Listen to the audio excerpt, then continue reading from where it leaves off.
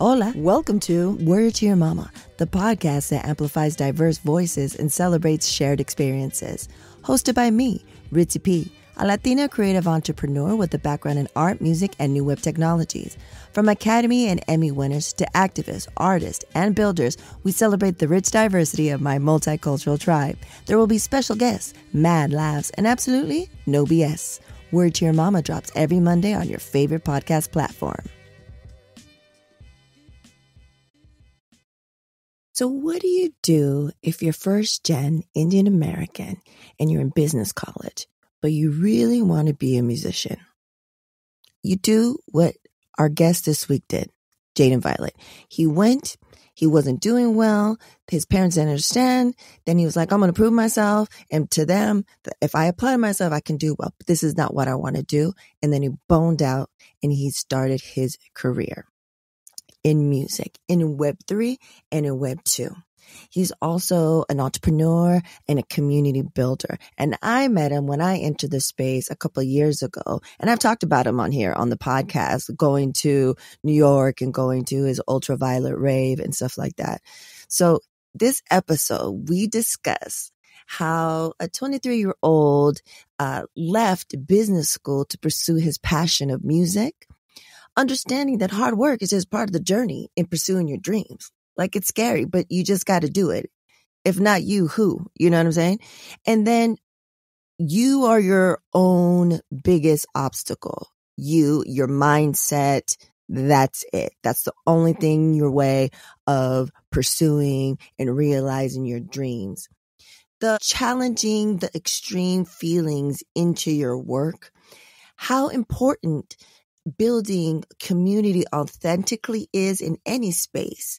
And also, we discuss his dreams of owning a Taco Bell franchise and the word perspicacious that I was like, what? What is that word? We talk about what that is. So this was recorded in January of 2024, but I met Jadyn the year before I went and met him in NFT NYC. I went to his ultraviolet rave, but I met him before in the spaces because as I come from music, I wanted to see who are the players in the Web3 space. And then, it's April. It's the end of April, and I was just at NFT NYC, and I saw him there too.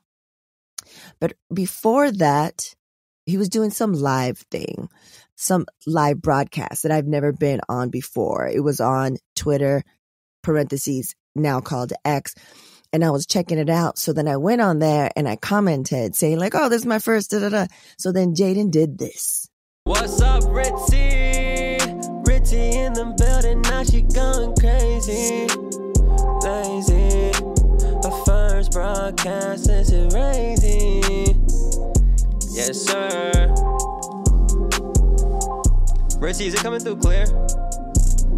Is it coming through clear? If you in the chat, put your hands in the air. No. And I was rolling. Amazing. Good times. So yeah, fantastic to speak to someone from the younger generation that gets it.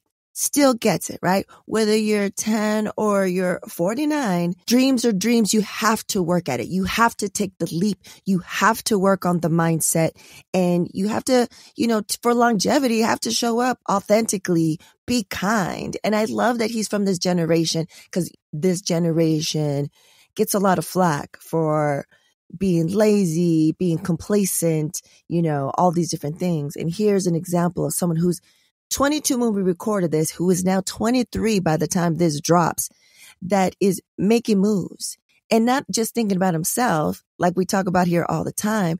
He's thinking about the community at large and thinking about who he can uplift as he's making moves. So yeah, let's get into it. Jadyn! Yo, yo, yo. How are you? Doing good. Always good. Making it happen. Thank you so much for being here today. I was thinking about how we've been in this space together for a while, and I had the honor and the privilege of being at one of your ultraviolet raves. It was last April during NFT NYC. So, but we've been in spaces, talked a little bit, but this is the first time like that I'm seeing your face in the light Yeah. for a significant amount of time. So you're Facts. good?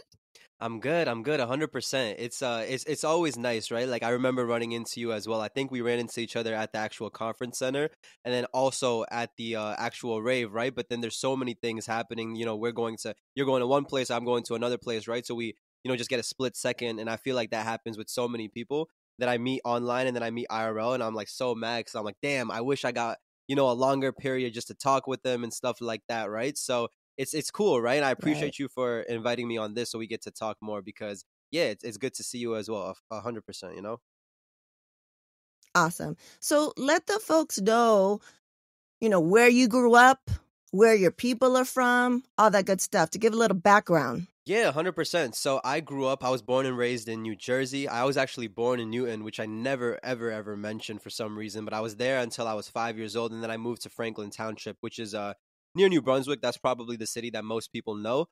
Came from an immigrant Okay. household. My parents were, not were, my parents are Indian, born in India. I was one of the first people that was born actually in the United States. And I'm still in New Jersey, right? So really, really interesting upbringing. It's very typical when it comes to immigrant family households. I'm sure a lot of people could relate, right? You do things and you don't really know why you're doing them until you finally discover your passion. And then you realize, wait, all of this is just things that other people kind of put onto me. And then let me actually go down my own Right. path. And I'm very, very grateful to find that because I know a lot of people don't. And yeah, now I'm 22, been just grinding in this dream that I have for the past 5-6 years at this point, and for the next 5-6 years as well. So it's exciting. That's amazing. So, and I know in one of your spaces, you touched briefly on, you told your story of how you were in college. Tell the folks what was your major. And then also, do you remember that moment, that root moment when it was like, nah, I'm going to do this? I remember everything so perfectly, clear because I think it was so pivotal, right? And I feel like I could talk about this for a very, very long time. So definitely feel free to stop me whenever. But I had a very typical Indian upbringing when it comes to school, right? Like when it comes to middle school, high school, I think for all of my years that, I've been really in the education system, I've really just been pursuing things for the sake of pursuing them, right? I was doing well in school, not because I think I'm, exceptionally smart, but, because I was applying myself. And I think anyone could do well in the things that they apply themselves to. So for me, it just happened to be school, right? When I was 12, 13, 14, and I was just doing that, with the hopes of getting into my dream business college, right? And whether it was Southern California, NYU Stern, whatever the case may be, I wanted to get into my dream business school. And I didn't really know why. It's just because, that's what my parents wanted. That's what the people around me were pursuing. I was just like, okay, this is the path that I'm going to go down, right? It wasn't until junior year of high school. Junior year of high school, that's when you apply to colleges, you do all of that stuff, and I got rejected from every single one of the colleges that I wanted to get into, except for my last option, which was Rutgers. And for me, it was very like it was a crazy moment because I was like, wow, I put my entire life into trying to get into one of these colleges, right? All for all that work to kind of be meaningless because I got rejected from each and every single one. So it was really me just reevaluating everything. And, not to say that I wasn't around art my entire life because I was, right? My dad actually sings. I used to dance when I was a kid, but Hmm. art was always viewed as in my family as something that can't be that can't be a career. It can only be a passion. It can only be a hobby and has to stay like Right. that, right? So I never even considered it being my career, right? Until, like I mentioned, I got rejected from all those colleges. I first started making music and I'm like, damn, I really love doing this. You know what I mean? I'm not just doing this because someone else told me to do it. I'm doing this off of like my free will. Like I'm literally sitting down when I'm bored and making music, right? And that's when it finally clicked for me that, Right. I need to start applying myself to something that actually makes me happy, not satisfies the societal needs, right? So that's when I started to make music. Senior year of high school was really going deep into music. And I remember the transitionary period from high school to college and first semester of college, from doing very good in all of the years of school, I failed all my classes. Every single one of my classes, first semester of college, Ooh. I failed them, right? obviously you could see how my parents would have reacted to that. They were absolutely, honestly, not even Right. furious. They were just very confused. They were just like, yo, what happened to you? You know, like you were doing so well. And, Yeah. now like they've seen me around, around certain people or around certain influences and stuff. And they just thought I completely taken the bad turn in life. They think I taken the bad path in life. And of course that mixed with the bad grades, they were just very, they were very just discouraged. Right. And it was very hard for me to kind of, witness, because I was trying to make them understand. It's like, listen, I'm not failing in life. I'm not going down the wrong path. I'm not completely hopeless. I'm just applying myself to something that makes me happy, not you guys happy, right? And that's very hard for them to understand, right? So I remember second semester came around and I told my mom, I was like, listen, like I haven't completely lost it. I'm not going insane. I'll prove to you by getting all good grades second semester, right? So second semester came along and I, lo and behold, I applied myself and I got, like a 3.5 GPA. You know what I mean? I was like, boom, I told you I didn't completely lose my smartness or whatever you want to call it. And I did good, right? And then she saw that and she's like, okay, dope. Let's keep this going. Third semester came along and I dropped out, right? And I was like, I, because the second semester was basically proof for me that, like, yes, I could succeed in anything that I apply myself towards. So why can't I just apply myself towards the thing that actually makes me happy? Yes, of course, when Right. dropping out, it was very, very difficult for my parents. It wasn't something that I just did. Like, I dropped out. It was a month, a year, years to, long debate of going back and forth. Like, yo, let me please take a semester off. Let me take it off. And they just didn't. They didn't until they finally let off. And they were just like, okay, take a semester off. I took that third semester off and I just never went back, right? In the past 5 years, I've been just applying myself 200% to my career, to my music.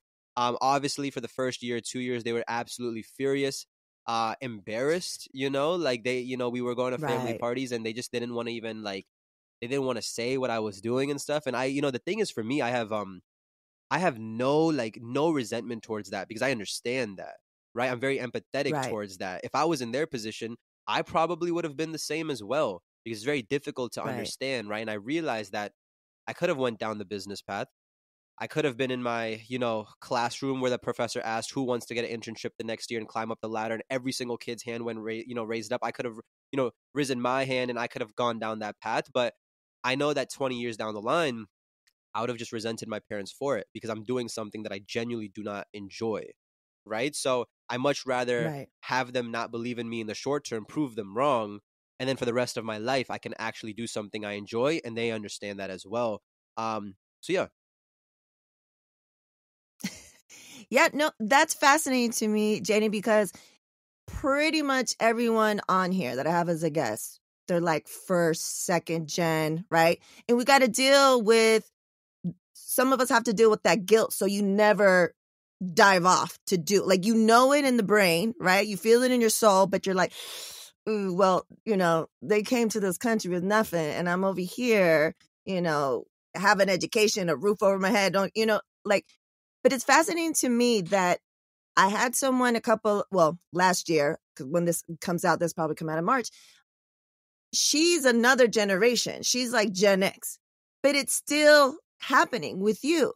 So did you have friends that were, part of the community, maybe cousins even, that also did that? Like, did you have someone to look as inspiration, like, oh, they did it, they broke away? Or was it just something inside you that you're just like, nah? It's a very good question. I was just thinking about this the other day, and what I realized, right, is that most people are controlled by fear and they let it kind of take over their entire lives, right?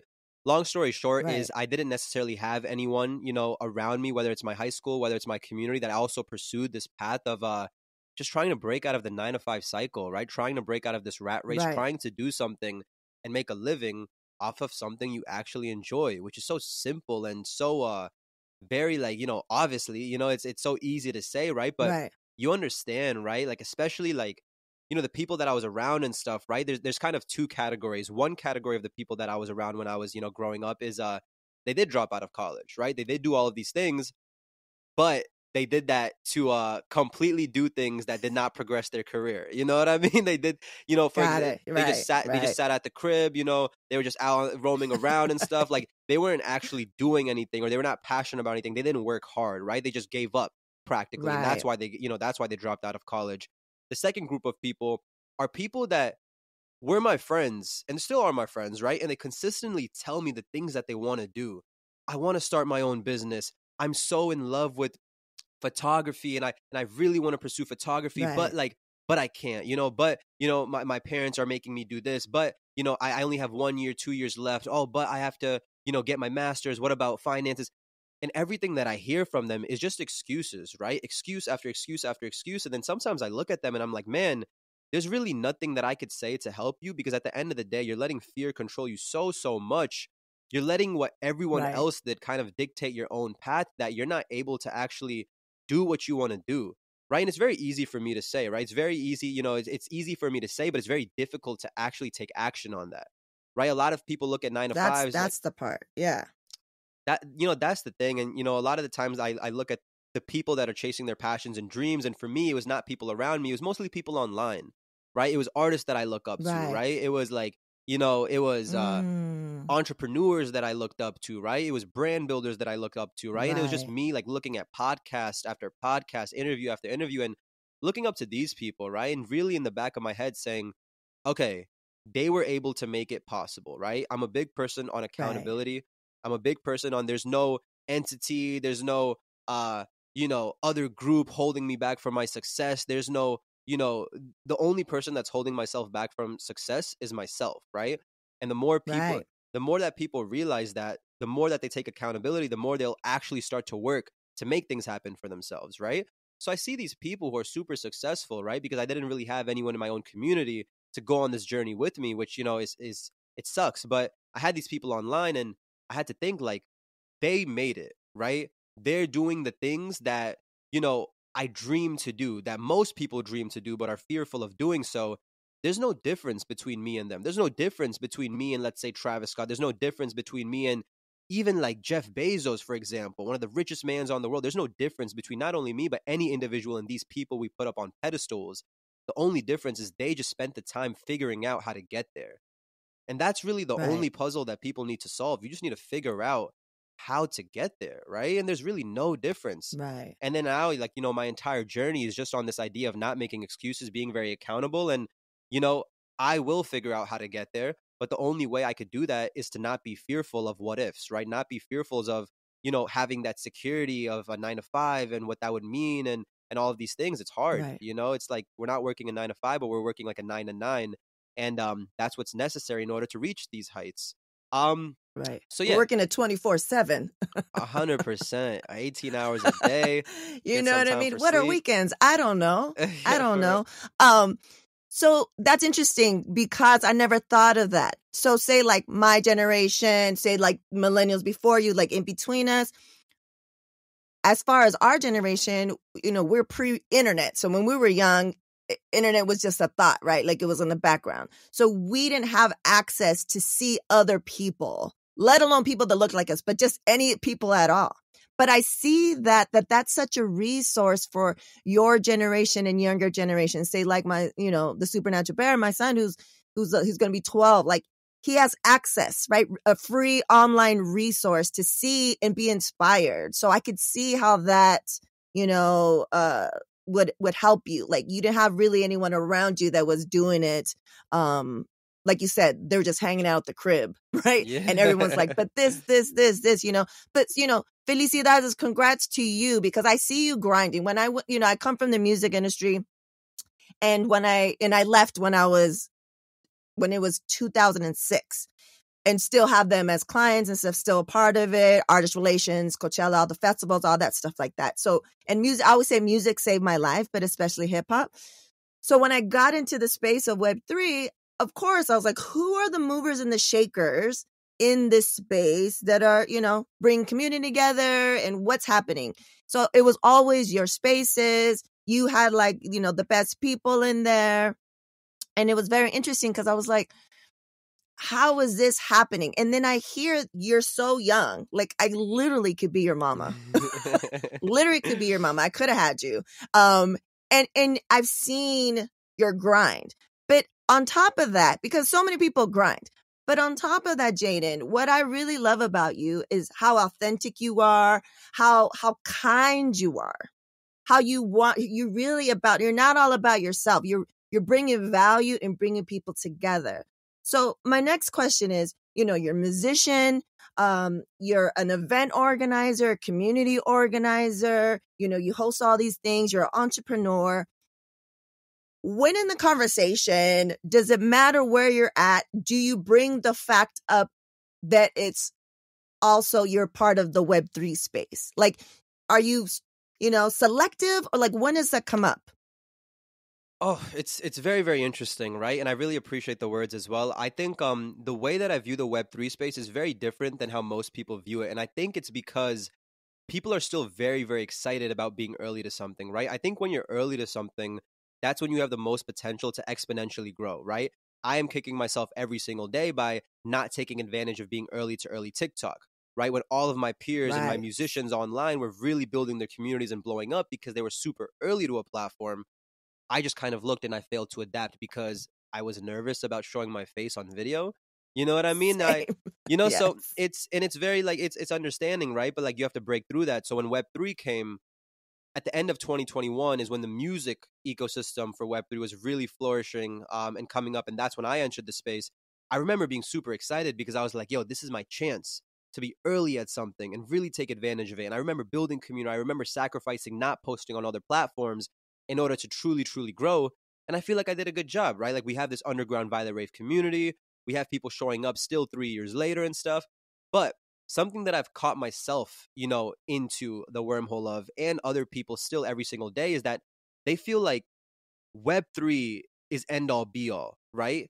And I would have to preface this by saying that it depends on your goals, right? It all depends on your goals, everything Right. that you do, right? And if people are happy with, they have a 9 to 5, right? They're making a living from that. They could come to Web3, release their music as NFTs, make a few, dollar or two as side income, and then be happy with 100 fans. If you're happy, like that, it's completely fine.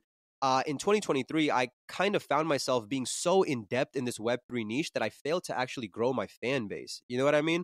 I dropped 3 songs on Spotify and Apple Music because I was so entrenched in experimenting with blockchain, talking to new projects in Web3, doing all of these things that it didn't actually contribute to my long-term goal. It contributed to my Web3 success and growing my reputation within the niche of the space.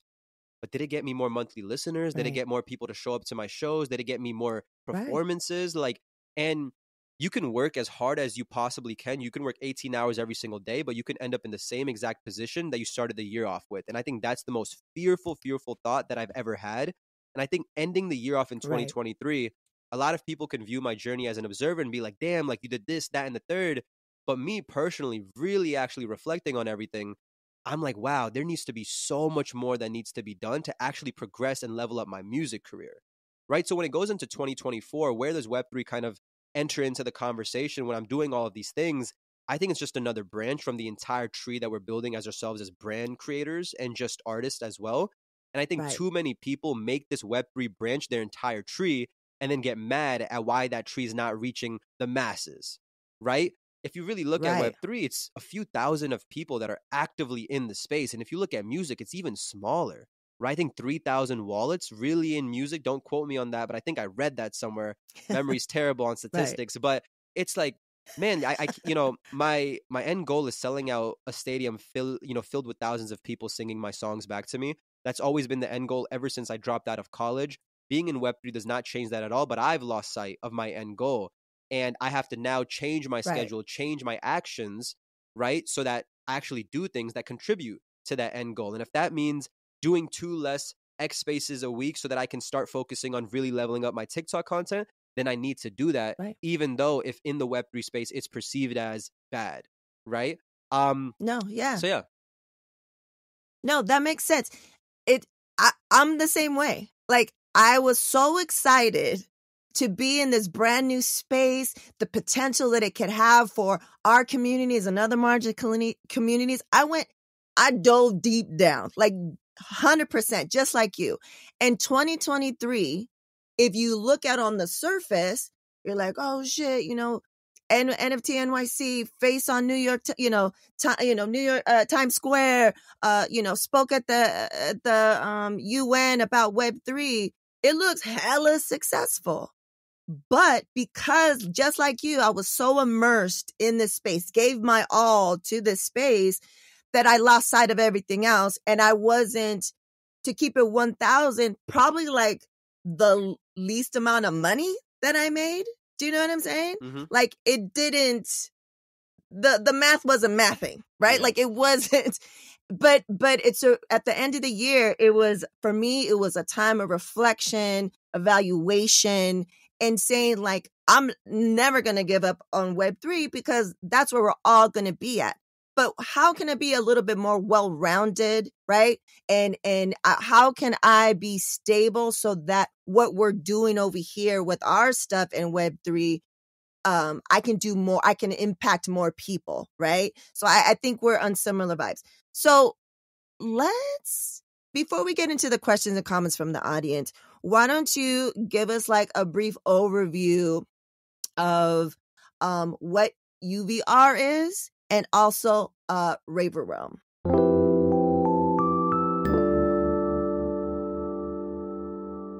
This is your friendly reminder to take a deep breath. Este es tu recordatorio para que respires profundo. Take a deep breath in. Inhala profundo.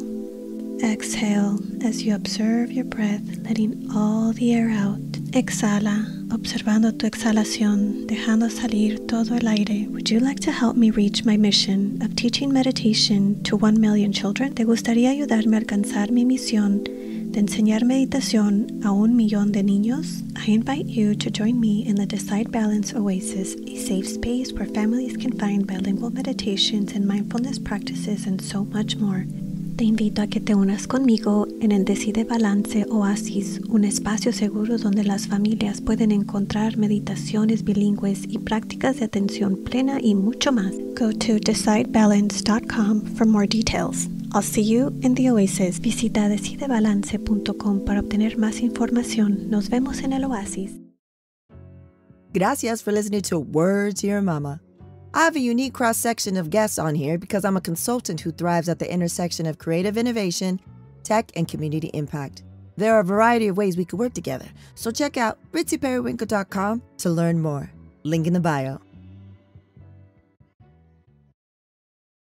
Yeah, and can I touch on that point that you really quickly said? Sí, for sure. So, for sure. It's interesting, right? Because I also do believe that, right? Like, I believe that Web3 is going to be the place where everyone ends up at, but it's not like Web3, it's just how the world progresses, right? Like, Web2 is the place where everyone in Web1 ended up in, you know? But that's just the easier way of saying, instead of people reading newspapers at the coffee, shop, they're on their phone looking at Google or the internet, you know what I'm saying? Or Instagram, right? So it's going to progress like that, but also what people don't realize is how long technology really takes to get massively adopted, right? Like it takes so long. And like in 1996, for example, right? A majority of people were saying, I'm not going to buy a shirt online. I'm just going to go to the mall and try it on myself. Like, why would I buy something online, right? That makes no sense. I have to try it on. I have to feel it. Right. There was a few people back then, right, that were saying, you guys just, you'll see, you know what I mean? Soon, a year or 2 years from now, everyone's going to be using the internet. In 2006, 10 years later, still a majority of people weren't trying to buy things online. 10 years later, from 1996, people were still saying that I'm going to go to the store and actually try it on because that buying things online doesn't make sense. Heck, even my mom to this day doesn't want to put her card information on random websites because she's fearful. You know what I'm trying to say? Right. So it's like, yeah, people will end up here, but it's going to, like, I really think it's going to take like another 10, 15, 20 years for it to even be in the conversation of everyday use, right? So, yeah, I wanted to mention that. Right. And then to your point about what the UVR is, right? If I'm not mistaken. Yes. Yeah. What just tell the folks like what UVR is and what Raver Realm is, like, just or whatever you want to talk about. I just want people to understand from your mouth what you do as a musician, what you've created, and like, especially like UVR, that's just not a Web3 thing. It's like a community, like in real life thing, an experience. Yeah, 100%, right? Like Underground Violet Rave is kind of the community that I curated. At the end of 2021, I realized I entered into this new Web3 space, and I'm like, wow, there's so many people here that I can meet There's so many musicians coming in, but there's not really a music community, right? And I think community was always something that was super interesting to me because that's the thing that's actually going to lead to the longevity and sustainability of things, right? I've always looked at Right. places like, or things like ASAP Mob or Odd Future, and like they've developed, or even SoundCloud culture, right? They've developed a community around specific beliefs, around their art, more importantly, and they were able to push all together. And I viewed like, early Web3 music as something that has the potential to do that. So I was like, okay, bet. I'll create my own space, like my own little radio show network called Underground Violet Rave UVR. Started it on January 1st, 2022. We had 2 people in there. I was literally talking to them for 7 hours until they got bored and left. We did it every single day, for the first month, the second month, third month, fourth month. After 4 months, we've really started to see this community form. We've really started to see people join in, musicians, artists, collectors, asking questions. And someone was like, why don't you host this UVR in real life? And I'm like, you're absolutely crazy. I've never hosted an event before ever, but fuck it, let's try it out, right? So we held the first ever Underground Violet Rave in Brooklyn at June of 2022, which is almost 2 years ago at this point, which is crazy to say. But yeah, June of 2022, we had about 250 people from all around the world come out, which was absolutely insane. It kind of solidified for me, wow, like we're really building something, of importance, right? And the more important thing for me was like, it's built off of just being authentic, like you mentioned, and just being genuine. Right. Because so many music events that I've attended before entering into this Web3 space were literally just built off of egotistical and narcissistic mindsets. And I knew that that's not the environment that I want to foster, right? So after the first one, we were like, okay, let's put the foot on the gas. Let's just keep going. So we held the second one in Virginia a month after that, a third one in Cincinnati a month after that, the fourth one in Miami Art Basel at the end of 2022. And then last year in 2023, we did one in Denver, one in LA, second one in New York, and second one in Miami Art Basel about a month ago from the time we're recording this podcast. And yeah, we've been doing these radio show spaces, Underground Violet Rave. It's like a digital rave. We try, having panels, try having open mics, all of these things, just chatting about everything and anything every single day for the past 2 years, 8 raves in 7 different cities. And now we actually have this, like, I'm very proud to say we have this, just this community, and like you mentioned, it's not like a Web3 community. It's not like an anything community. It's just a community, right? Because wherever there's people who talk to each other, it's just a community, And yeah, we're going to keep growing it. Dope. All right. So let's get into the questions and comments from the audience. First one. How do you decide who to feature in the UVR spaces? You always bring value to the community, but love to know how you discover who to speak with and why. And this is from WTYM episode 147 guest Steph Guerrero. Hey, I love it. I love Steph. So, no, beautiful. I like this segment, questions from the audience. This is actually a very good question. I'm very specific with the guests that I bring on, right? It's not just someone like, okay, let's roll the finger. All right, this person, let's bring them on, right? I want to be very intentional, right? I think for me, the thing that's most important, right? And I have to continuously remind myself of this because it's very easy to lose focus on this concept. But the things that I put out, the content that I put out, the spaces that I curate, there's always going to be a consumer on the back end, right? Which is like, duh, you know what I'm saying? It's like an obvious fact. Obviously, there's someone who's going to be listening to the spaces or reading the tweet. But I think a lot of people don't understand that, right? Because a lot of people make tweets, a lot of people make spaces on what they think is good or what they think is good. But they don't understand that you have to actually affect the person on the other end of the phone screen, right? And I think for me, when it comes to the spaces, when I invite people, right, when I curate topics and panels, for example, if I have a building community in Web3 panel, or if I have a visual artist panel, right? The people that I bring on, the questions that I ask, people, actual human beings are going to be in the audience listening to these things. They'll know if it's bullshit and they'll know if it's valuable, right? They'll know if it's helping them. They'll know if this is complete a waste of time, right? My goal is to just really, really create valuable conversations to the point where the people in the audience can be like, damn, this is actually helping me. Like, I'm sure everyone has this experience where they're, watching a podcast on YouTube and you're just like, damn, this dude is spitting right now. You know what I'm saying? Like, this dude is just dropping gem after gem after gem. And you get to the point where you pause the podcast, you write shit down on your notes, you play it, and you're like, yo, this podcast is lit. you recommend it to someone, right? And it's like, that's what I want people to feel when they come to my spaces, right? I want things to be fresh. I want things to not be repetitive. And at the end of the day, I just want people to learn by being in these spaces, right? And I think that's very important.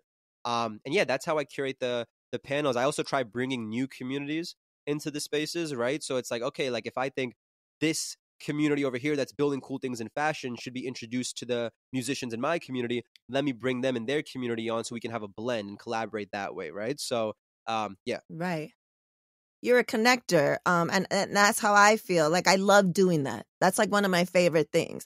Like, oh, check out this dope person over here. Like, you guys would totally da da da da da. Okay, so the next one. This is a 3-parter from this person. First, I'll say them all, and then I'll say who it is, and then we can go through them. 1, what's your favorite genre of music? 2, who's the first artist who inspired you? And 3, will you own a Taco Bell franchise one day? And this is from the amazing, talented Nessie the Rilla. Okay, bet. I like this. The first, the second is who inspired me the most, or what artist inspired me the most? Who's the first artist who inspired you? Oh, the first one is, what's your favorite genre of music? Easy. Okay, so the first, my favorite genre of music, I'm going to give the most basic answer, which is there's no favorite genre, because I just like everything. I make everything, honestly, right? Like, I love trap music. I love pop music, electronic music. Yesterday, I literally made an acoustic singing songwriting song that I've never made before. You know, like, I just like all types of genre, but that's such a boring answer, so I'll pick one. I would say trap music. I would say trap, like subgenre of hip hop, like trap music, 2016, 2017, that type of vibe is what inspired me, honestly, to start actually making full-on productions and full-on songs. So I'll say that's always lit. You feel me? And I love Travis Scott. Like, so it's like it all makes sense, you know. The artist that first inspired me, right? It's easy. Michael Jackson, 100%. Yeah. Before I even knew or known that I wanted to sing, make music, any of that, I was dancing. And I was dancing because of Michael Jackson DVDs that my parents played. I was literally dancing on the table, going to functions, copying his Billie Jean Motown dance. Michael Jackson, 2000% is the first person that inspired me. And third, I don't think people understand how serious I am when I say this, but like I can't wait, for the day when like I'm selling out stadiums, I'm doing all of these things, and in 5-6 years, and I actually have a Taco Bell franchise. I actually have like a Taco Bell franchise, right? And I'm gonna post it on X, being like, I know this, right? I'm gonna post it on X with me smiling, Taco Bell in the background. I say my first ever Taco Bell franchise I bought myself, and the OG day ones, people are going to know, bro. They're gonna know. They're like, damn, he really did that. You know what I'm saying? And I can't wait. Because I'm actually excited for that. Like, music and art is my first passion, but my second passion right below that is entrepreneurship. And I can't wait for when I'm 40, 50, 60, and my music has already like really stamped itself in music history, and I'm able to just do cool entrepreneurial shit. I'm able to open my own restaurant, own a Taco Bell franchise, opening up a new bowling alley, because I think bowling alleys are very, very old right now, and I feel like there's potential for someone to completely change the game. That's a whole other concept, but like, just do cool shit. Just do cool shit, you know? Right. So yeah. Right. Dope. Taco Bell. I rarely see Taco Bells, but if I ever hear about Taco Bell, immediately think of you. And then I also think of when we were in Onaji B space. Shout out to Onaji B. Shout out to Boss B. You were on there and you were getting it, because they were like, you went to LA, you didn't have that. Like, we were having this whole taco debate, right? And then what was your favorite thing on Taco Bell? I think that was just like comedy. Okay, Jadyn, this is the time of the show where we do the not so rapid fire questions, the AKA slow as hell questions. Are you ready? Oh, okay. Let's get slow. 3 words to describe yourself. Perspicacious. What? Perspicacious. Like I've never heard that word in my life. What does that mean? Like, very. How do you spell it? Very. I can't spell that shit. Very focused, determined, resilient is probably the best way to describe that. What is it? Perspicacious. Perspicacious. Okay, we'll look it up. We'll put it on there. Okay, that's one word. Yeah. Yeah, that's one word. Second is, creative. I would say I'm a very, very creative individual when it comes to everything, not just music and art, but like I like to be creative in all senses with my content. Like I enjoy that a lot. Um, and the third is just I can't really say resilient because that falls into the first descriptive word. But the third would be very um man, hardworking is such a basic word. I can't say hardworking. You know what I mean? I'll say focused. I'm very very focused on my goals, on what I want to accomplish. There's really nothing that could take me away from my goals. Honestly, like it has to be something amazing. There's no girl, there's no friend group, there's nothing that could take me away from the things that I want to accomplish. So yeah, I'll say focused. Focus. Nice. Okay, the next one. What's the best piece of advice you received? Best piece of advice that I received. I'm actually gonna get this tattooed on myself, but it's why not you? Why not you? I love that. Yeah, I love that so much. Yeah, it goes back to what I was saying before, where it's like we see all these successful people, right? Like, Drake, Jeff Bezos, Elon Musk, Travis, like we see all these successful people and it's just like, yeah, they did it. There's no difference between you and them as a human level. It's like, yeah, why can't you do that too? You know what I mean? I think so many people hold back their potential. So yeah, why not you? Where are you getting it tattooed?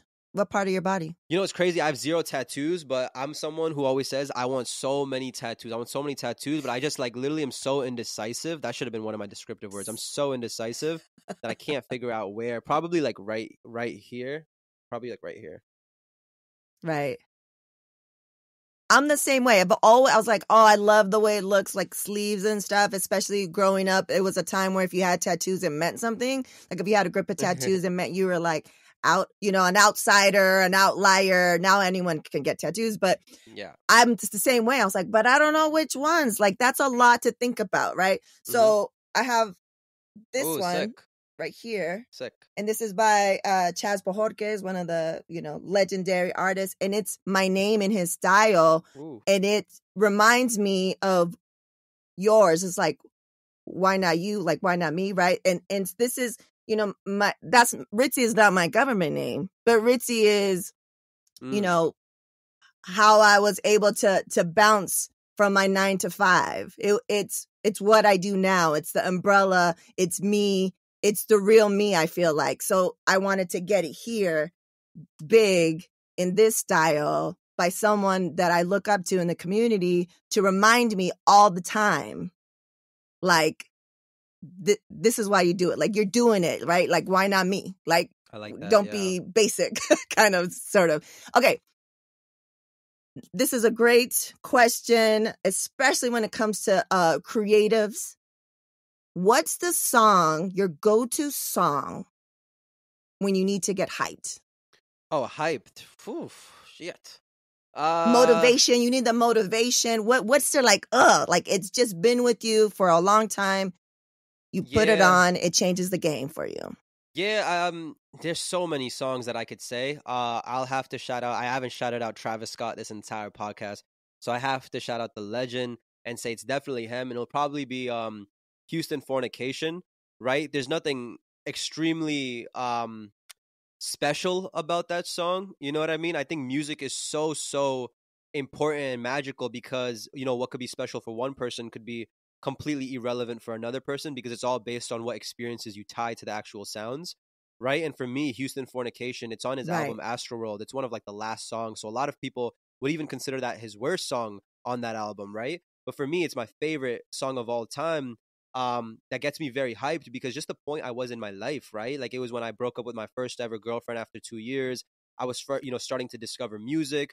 I was thinking about dropping out of college, and like in the song it says it ain't easily done, it ain't easy, right? And like just hearing Travis say that, like, man, I'm at the top, but it's not easy, right? Like things that you want to accomplish, it's not easy, right? And when you're really down, when you're discouraged, when you fail like 5 times in a row, when you work 18 hours and 0 progress is made, you should smile because it's supposed to be like this. You know what I mean? It's supposed to be very difficult. It's supposed to be hard. If it wasn't, then there's no fun. There's no fun in it, right? So, yeah.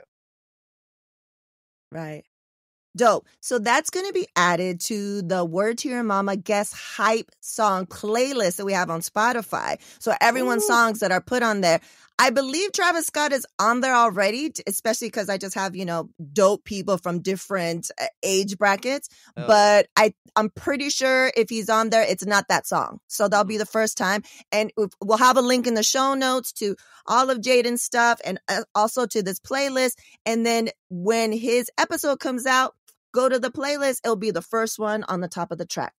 So and I'll definitely put his music on there too. Please believe it. So final question. What will be your legacy, Jadyn?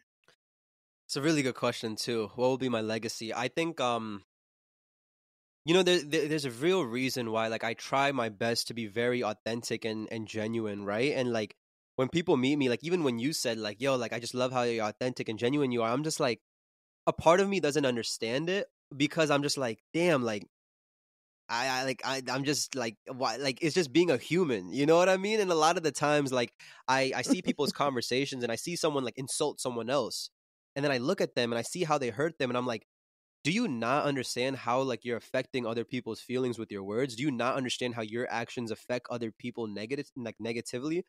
And a lot of people, I feel like, just don't, a lot of people just don't. Right. Like, and it's so crazy to me, right? And like, I don't know what it is, but for me, right, like, I guess I've just been around so many people that just don't, right? So for me, I want to be the opposite. I want to be someone that, like, really makes it and accomplishes all their things, that accomplishes all the things that I set out to accomplish, through just being genuine and nice. I want to be looked at, especially my legacy, as someone that, like, just always had this goal and, like, did it. Like, I just want people to look at me, like, my son especially. I don't have a son, but when I have a son, and he, I always envision this feeling, like, if he has a dream and he asks me, like, Dad, like, how do I get there and stuff? Like, I have to be able to say that it was hard for me, but I got there.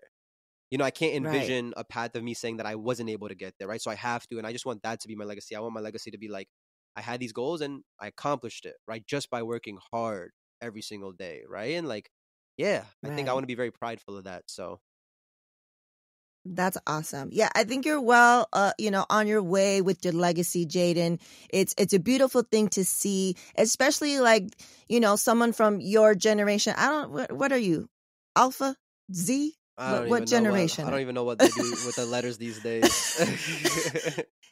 But you're 22, right? Yeah. So like, it's great to see that there's folks like you, of color, first gen, that are breaking the mold, being an example. Like, I'm sure you got, cousins and people in the neighborhood that, you could be that example. Like, oh, Jadyn, like, he's doing this, and he's not just, has a dream. But I think what people need to understand, you can dream all you want and you can take action, but you need to have that focus and that drive, because like you said earlier, this shit isn't easy. This shit is hard. Like, if it's obstacles, then you're going in the right direction, right? Like, if there's obstacles, but you still keep persevering and still keep working on it, then you're in the right direction. And also, I love what you said, because it doesn't matter if you're 9 or you're 59. The only thing in your way is yourself. And it's up here.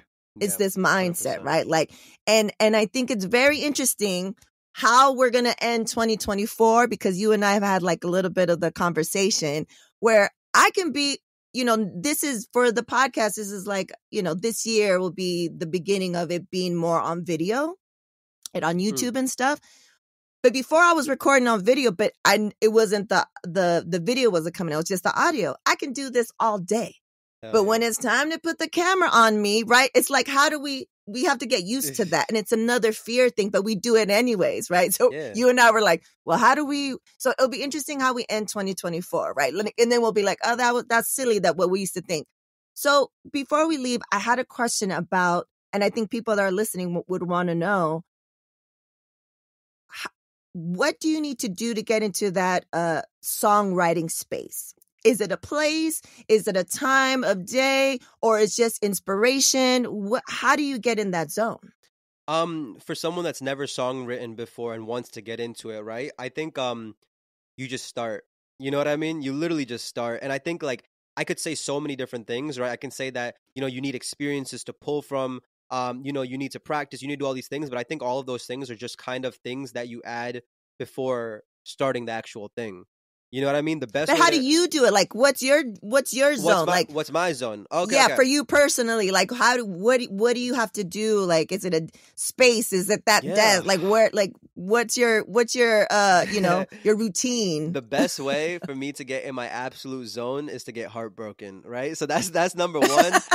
But that's not happening anytime soon. But that's like crazy experiences when they happen to you, right? Like, I feel like a lot of people can really go down on themselves because of that, whether it's a super negative experience or super positive. I feel like I've gotten into a very good place where I can recognize that and be like, okay, I'm feeling something extreme.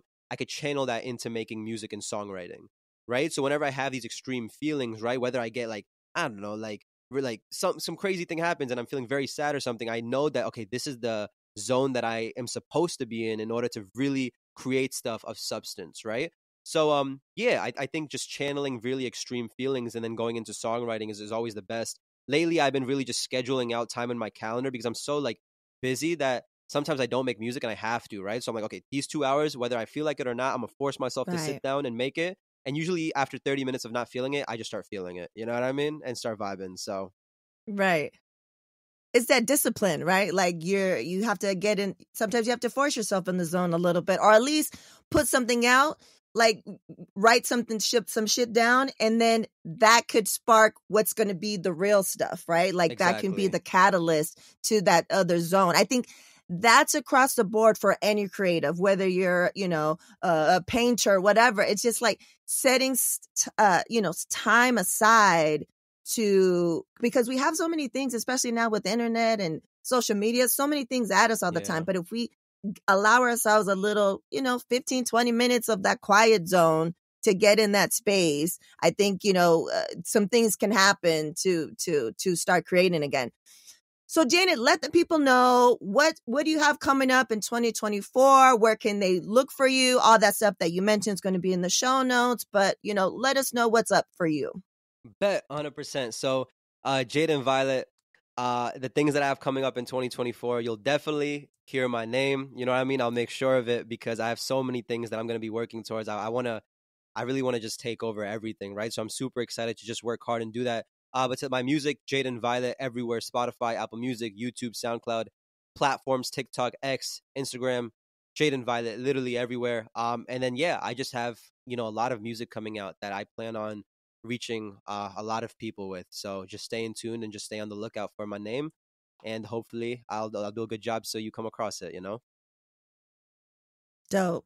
Well, muchísimas gracias, Jadyn. This is great. I'm looking forward to seeing you, hopefully more in real life and continuing all these amazing conversations because, you're such a community organizer. And like I said before, both of us been to events in these spaces and other industries that have mad money, but the experience that I've had is not the same as something like your event or people have said about our events where we may not have the crazy big money behind it, sponsorships, not yet though, not yet. And then, but we were still able to create these amazing experiences, right? So I'm super excited to see when is the first one of 2024? Do you think the next UVR?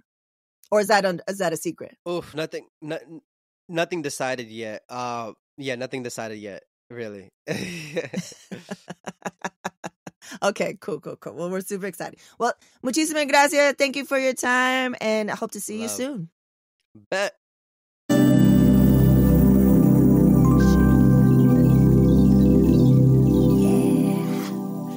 There you have it, folks. Jadyn Violet. Fantastic to talk to the generation and hear that the kids are going to be all right, especially with innovators, entrepreneurs, and leaders.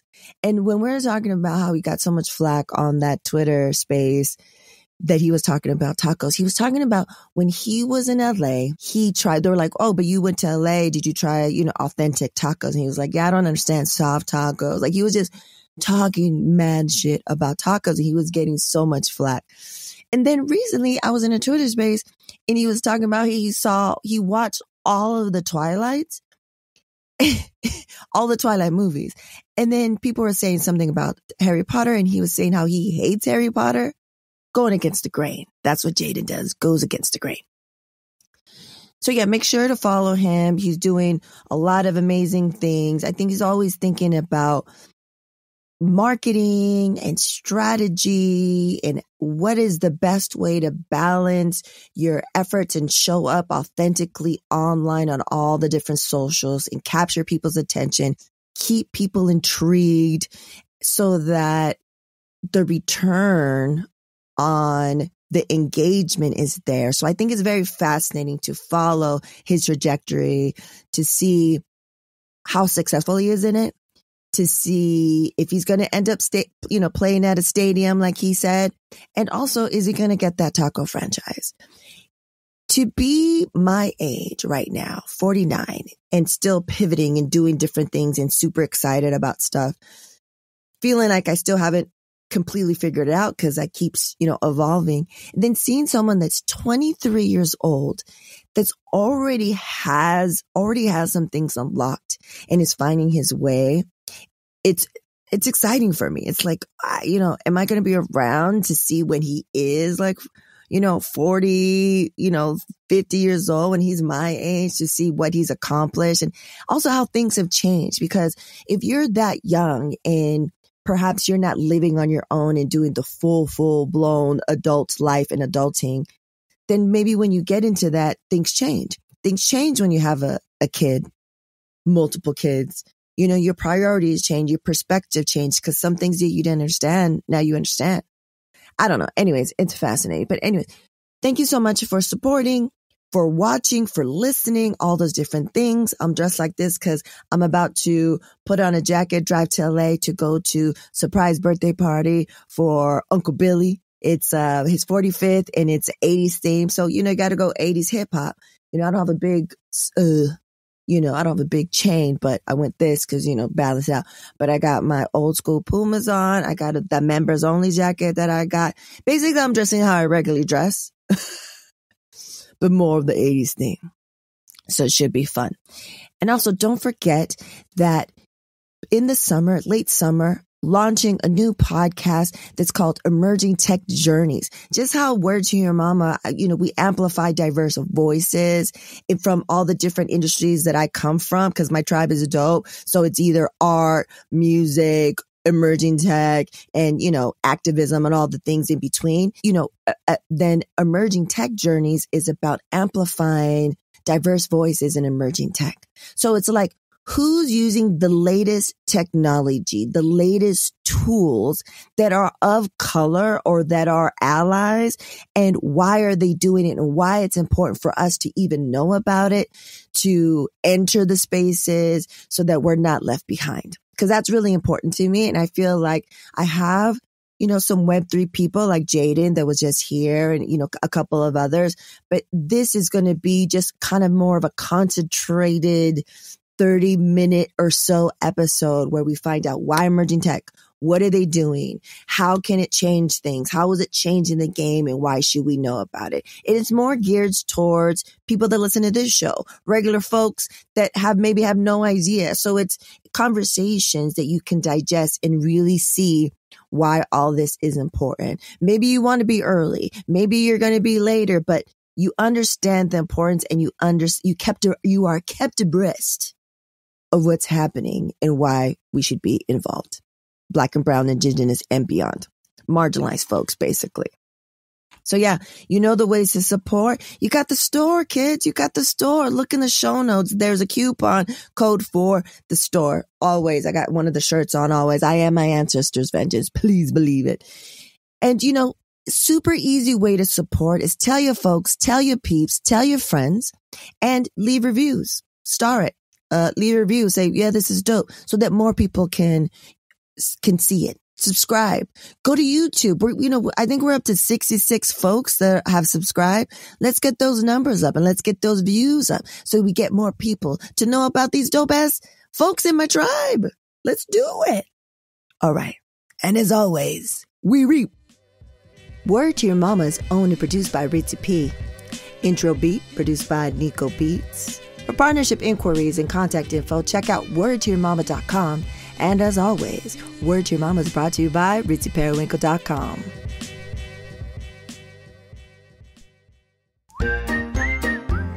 And now, introducing the Supernatural Bear Corner.